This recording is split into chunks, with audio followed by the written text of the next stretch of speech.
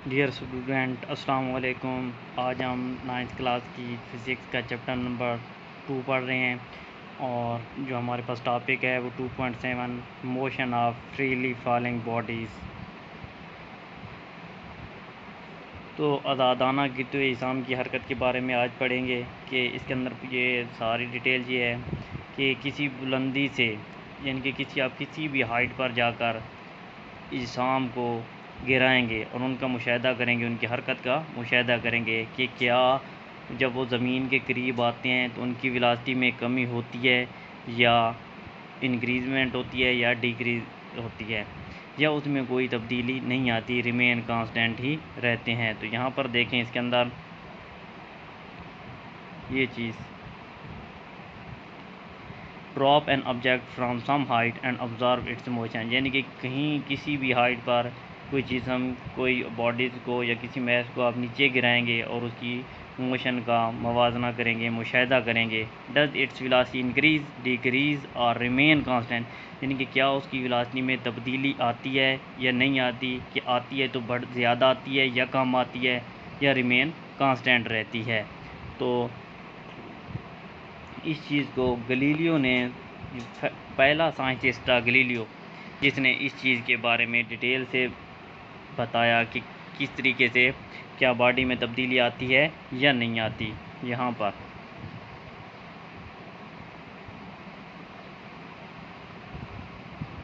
Galileo was the first scientist to notice that all freely falling object have the same acceleration independent of their masses. Galileo वो पहला साइंसदान था जिसने इसकी निशानदेही की कि आज़ादाना गिरते हुए अजसाम की एक्सेलरेशन की वैल्यू जो होती है एक ही होती है और उसके मैस पर मुनहसर नहीं होती, इंडिपेंडेंट होती है। फिर उसने क्या किया कि एक पैसा के मकाम पर ये चीज़,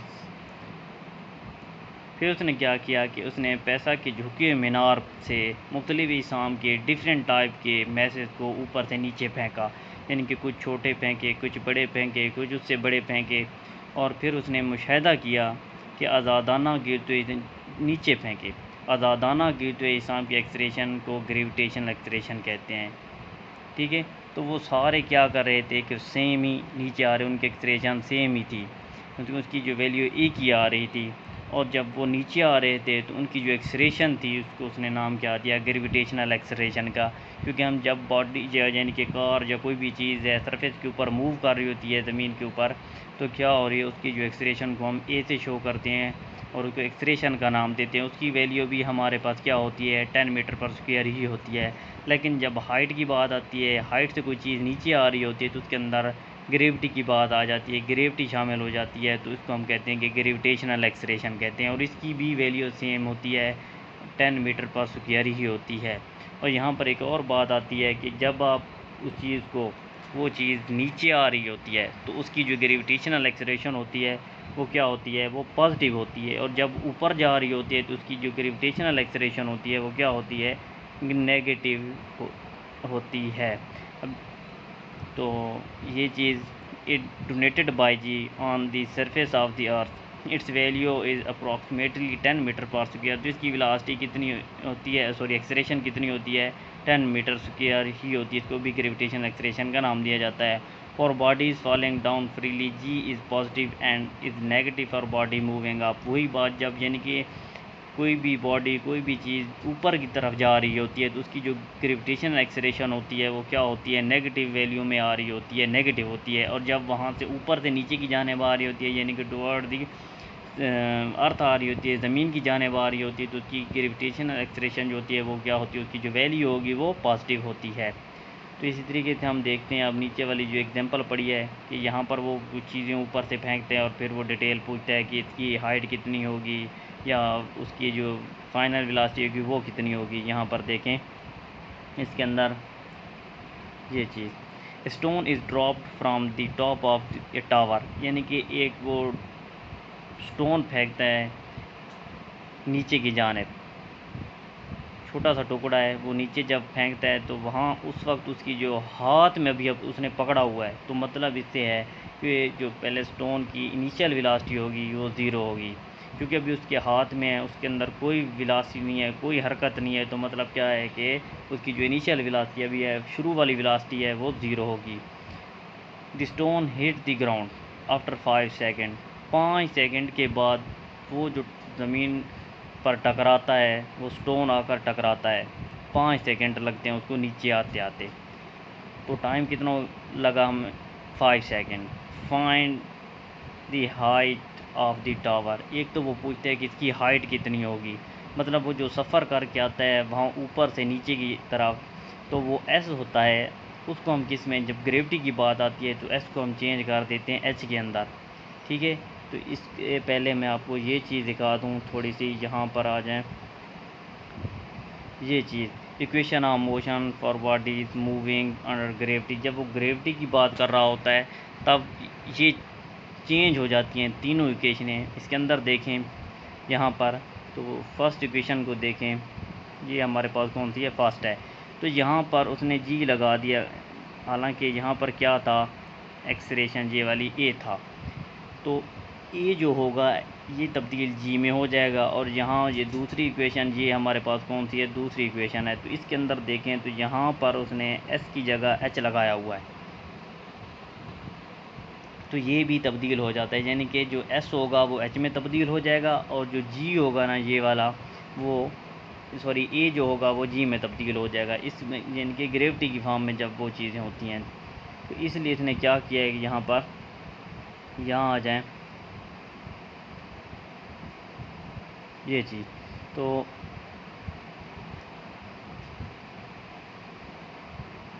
ये देखें the velocity which the stone hit the ground, यहाँ पर वो वेलोसिटी बतानी है जिस वेलोसिटी के साथ वो ज़मीन से टकराया है।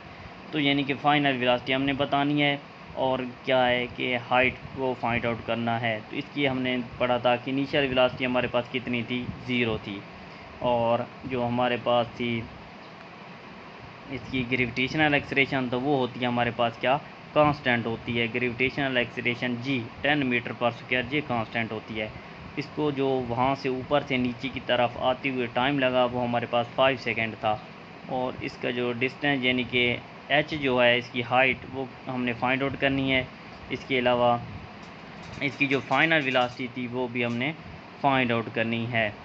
इसके लिए हम कौन सी applying the equation? Second equation हमने यहाँ पर इस्तेमाल की है। एच एस जो था वो एच में तब्दील हो गया यहाँ पे, ये वाला, और यहाँ जो था जी ए था, बेसिकली ए होता है, तो हमने इसको ग्रेविटी में चेंज किया तो जी लगा दिया है। अब यहाँ पर देखें तो इसके अंदर एच तो वैसे, क्योंकि हमने फाइंड आउट करना है ये तो, और वी आई हमारे पास इनिशियल वेलोसिटी थी 0, टी हमारे पास 5 सेकेंड था, 1/2। जी की वैल्यू हमारे पास कांस्टेंट होती है, 10 हो गई। और इसके अलावा जो हमारे पास था टाइम, तो टाइम हमारे पास क्या था? 5 था, और इसका हमने स्क्वायर ले लिया है क्योंकि ऊपर टी का स्क्वायर है। तो यहाँ हम क्या करते हैं? ये स्क्वायर डाल दिया। अब एच फाइंड आउट करना है। 5 मल्टीप्लाई बाई 0 करेंगे तो 0 हो गया। 1/2 मल्टीप्लाई बाई 10 मल्टीप्लाई बाई 5 का स्क्वायर, 5 स्क्वायर हमारे पास 25 होता है, और 25 को 10 से करेंगे तो 250 हो जाएगा, और डिवाइडेड बाई 2 करेंगे तो हमारे पास 125 मीटर बच जाएंगे। तो हाइट हमारे पास कितनी हो गई? 125। अब हम क्या करेंगे? हमने निकालना है इसकी फाइनल वेलोसिटी। तो फाइनल वेलोसिटी की तरफ आते हैं, ये रही। अब यहाँ पर हम क्या करते हैं कि थर्ड इक्वेशन का इस्तेमाल करते हैं, applying the equation.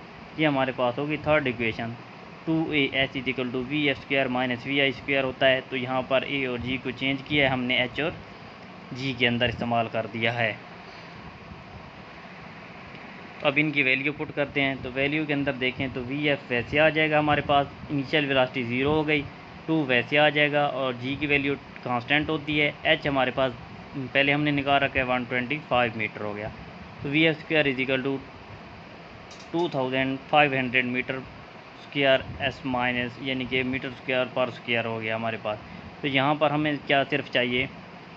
V F चाहिए। तो हम क्या करते हैं इसके अंदर, अनरूट, यहाँ इस तरफ भी अनरूट ले लेंगे और इस तरफ भी अनरूट, यानी स्क्वायर रूट भी कह सकते हैं, अनरूट भी। तो यहाँ पर दोनों तरफ स्क्वायर रूट लेने से, अनरूट लेने से क्या हो गया? वी ये और ये कैंसिल हो जाएंगे यहाँ से, और ये हमारे पास क्या हो जाएगा? इसका कितना बन जाएगा, फाइनल वेलोसिटी जो होगी हमारे पास वो आ जाएगी। इसका अगर आप ये ले लिया अंडर रूट लेने के बाद इसका जो हमारे पास आंसर आया है वो कितना है, ये पड़ा है कि फाइनल वेलोसिटी इसकी जी थी वो ये आ गई है v f is equal to 50 metre per second हो गया। तो जो हमारे पास नेक्स्ट पड़ी हुई है एग्जाम्पल